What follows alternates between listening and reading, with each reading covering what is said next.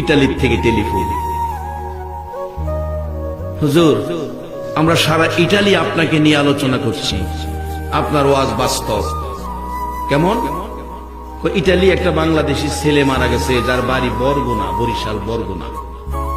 হুজুর হসপিটালে মারা গেছে ছেলেটার স্ত্রীর নামে অ্যাকাউন্ট নাম্বার নিয়ে টেলিফোন করলাম স্ত্রীকে, তোমার স্বামী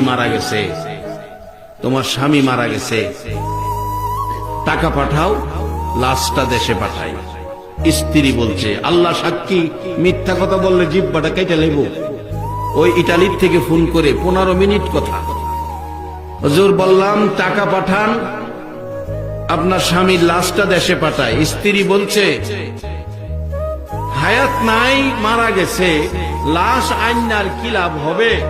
যদি সিস্টেম থাকে